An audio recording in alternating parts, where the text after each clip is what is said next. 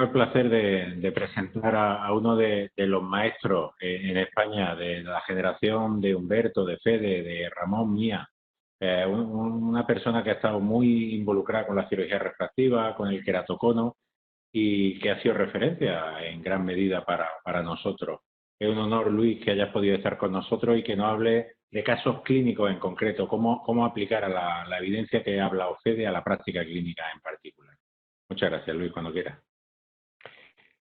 Muchas gracias, Joaquín. Bueno, después, muchas gracias por tus palabras.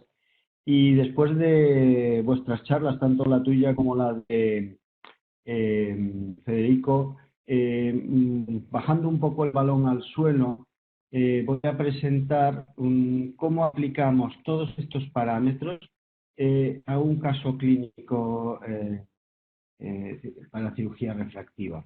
Bueno, es un paciente varón de 34 años de edad que desea cirugía refractiva por unas oposiciones. La refracción es de 5 dioptrías y media de miopía en el ojo derecho y 3,75 en el izquierdo. Su mejor agudeza visual corregida es de la unidad y 1,2.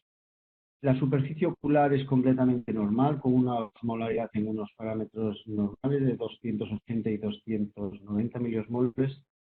La biomicroscopía es normal, la presión intraocular también, y la longitud axial es de 25,45 en el ojo derecho y 24,55 milímetros en el ojo izquierdo. Las paquimetrías centrales mediante OCT son de 517 micras y 516 en ambos ojos, y las pupilas mesópicas son de 5,58 en el ojo derecho y 5,74 en el ojo izquierdo. Vemos que tiene una cámara anterior profunda amplia en ambos ojos y un puntaje endotelial también completamente normal. Las tomografías mediante Pentacam, analizando el mapa refractivo, vemos que todos los valores son dentro de la normalidad. Y si repasamos un poco los parámetros que ya habéis dicho antes, vemos que en el ojo derecho el VAD-D es normal y el ART max también es completamente normal, y lo mismo en el ojo izquierdo. Por lo tanto, vemos que un paciente con una miopía media, en el que el estudio mediante tomografía del Pentacam nos da unos valores dentro de la normalidad. Aquí nos plantearíamos cuál sería la técnica más efectiva y al mismo tiempo más segura, si hacer cirugía corneal o cirugía con lente fácica. Pero antes me gustaría rápidamente mencionar un poco cuáles son los mecanismos que nos pueden hacer desarrollar una ectasia corneal. A la ectasia podemos llegar porque tengamos un paciente con una córnea debilitada, a la cual una agresión corneal mínima o una PRK o un frotamiento ocular, sin más, puede llevarnos a una ectasia corneal. Por otro lado, estaría el caso de un paciente con una córnea completamente normal, al cual la sometemos a una agresión corneal muy importante, como un LASIK de alta miopía, y que somos capaces con esta técnica de debilitar esa córnea normal y acabar desarrollando una ectasia corneal. Bueno, entonces, para intentar prevenir esa ectasia corneal, debiéramos plantearnos, por un lado, valorar la resistencia corneal y, por otro lado, valorar el impacto biomecánico de la cirugía que vamos a realizar a ese paciente. Para valorar la resistencia corneal ya se ha comentado la utilidad de la tomografía corneal con estos índices, y para el análisis de la biomecánica corneal, pues el CBI, y lo que es más importante, la unión de los parámetros de la tomografía corneal y biomecánica corneal mediante inteligencia artificial, que nos da el TBI ya comentado previamente.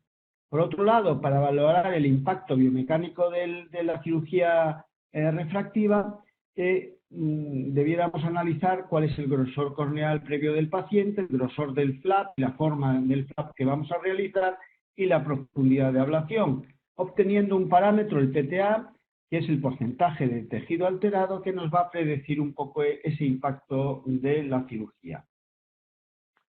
Bueno, ya no voy a mencionar estos estudios que ya habéis comentado magistralmente vosotros previamente. El Pentacam Random Forest Index, que yo creo que tiene su importancia por su sensibilidad y especificidad. Estoy totalmente de acuerdo contigo, Federico, que no se puede creer a pies juntillas únicamente este parámetro, que nuestra toma de decisiones debe ser integrada con muchas más pruebas y que, sin embargo, es muy sugestivo junto con el VAP cuando utilizamos únicamente los datos del Pentacam. En cuanto a la biomecánica corneal y el Corbis, ya se ha comentado estos estudios y nosotros preferimos utilizar como punto de corte el 0,16. Bueno, después de realizar todas estas pruebas en este paciente, nos encontramos que el VAD es normal, el ART max es normal, el TRFI es normal y el TBI es normal en el ojo derecho. Sin embargo, en el ojo izquierdo hay dos parámetros, el TRFI y el TBI, que son superiores al punto de corte que nosotros hemos establecido. Por lo tanto, vemos que si bien la biomecánica parece normal en el ojo derecho, en el izquierdo es un poco borderline.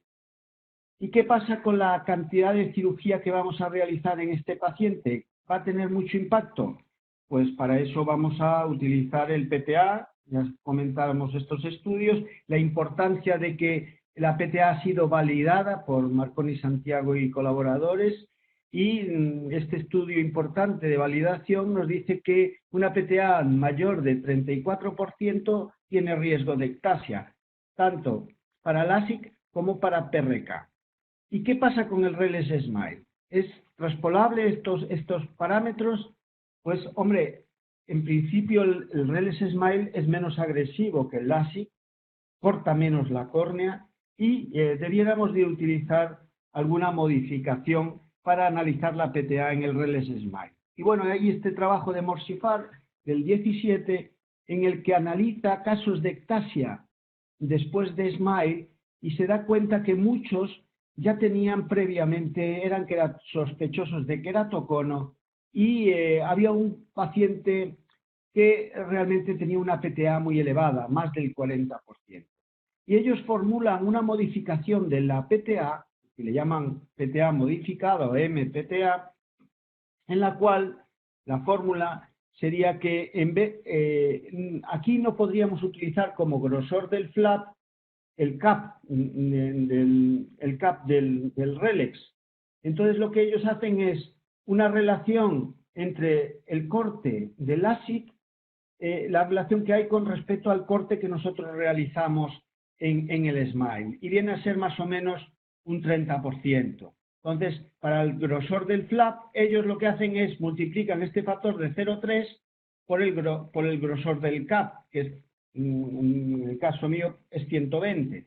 Por lo tanto, una vez hechos estos cambios, claro, nos daría, por ejemplo, que aquí el grosor del flap en RELES SMILE sería de 36 micras, que es muy bajo, es menos que incluso que en la PRK. Y por eso ellos utilizan un criterio más restrictivo y en vez del 34% lo bajan al 20% para darle de alguna manera cierta prudencia a este parámetro. Por lo tanto, si nosotros utilizamos el PTA en el LASIK, la mayoría hacemos flaps de 110, en la PRK es el grosor del epitelio, 50, y en el RELEX SMILE, utilizando ese PTA modificada, sería 36 micras. Por lo tanto, en este paciente la PTA, veis que en el ojo derecho daría muy alterada tanto para el LASIK como para el SMILE, sin embargo, aceptable para la PRK, y en el ojo izquierdo, que es menos miopía, recordad que era 3,75, daría unos valores un poco límites para LASIK y SMILE, y sin embargo bastante aceptables para la PRK. Si recordamos los valores de biomecánica, estamos ya en condiciones un poco de considerar cuál sería la técnica más idónea para este paciente. PRK, LASIK, SMILE, liofáquica.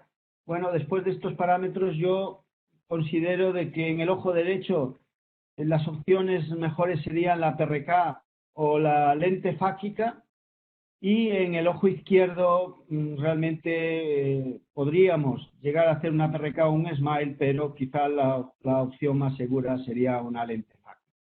Para terminar, decir que la valoración preoperatoria en cirugía refractiva es una toma de decisiones integrada donde valoramos muchos parámetros de superficie ocular, tamaños pupilares, contagio endotelial, profundidad de cámara anterior, pero también valoramos una serie de parámetros que nos van a dar seguridad a la hora de plantear esta cirugía al paciente. Y estos serían, vuelvo a recordaros, el cálculo de la PTA para ver cuánto de agresiva es la cirugía que le planteamos al paciente, y la valoración de la resistencia biomecánica para ver qué resistente es la córnea en la técnica que nosotros le vamos a plantear. Muchas gracias.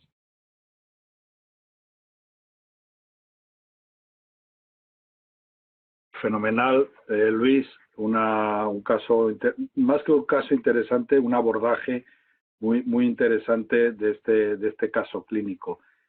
Yo te quería hacer una pregunta, sin entrar en tanta valoración como has hecho al final, que claro, no has dejado un palo por tocar, con lo cual la decisión final es muy acertada y muy fundamentada, pero por un lado te pedía al cuerpo hacer una ablación superficial directamente en el ojo que tenía menos miopía.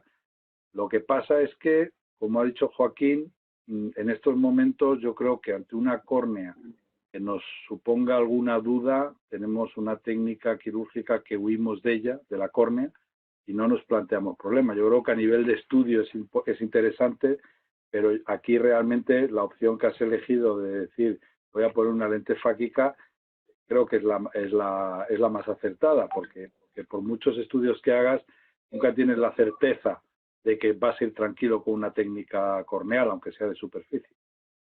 Estoy de acuerdo, pero casos como este hemos operado años atrás, pero montones, y han ido bien.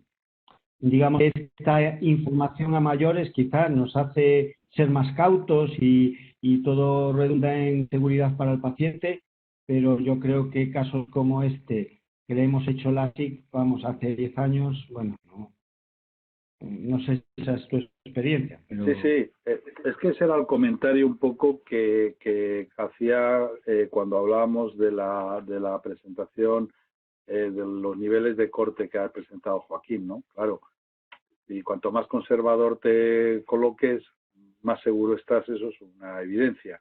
Pero es verdad que hemos intervenido pacientes, bueno, con muchas más, vamos a decir, dudas que este caso que has presentado tú, y la evidencia. Luego haré una pregunta a todos los participantes de cuántas ectasias hemos tenido en los últimos años sin utilizar técnicas de biomecánica corneal, porque yo creo que no han sido tantas, pero lo haremos después.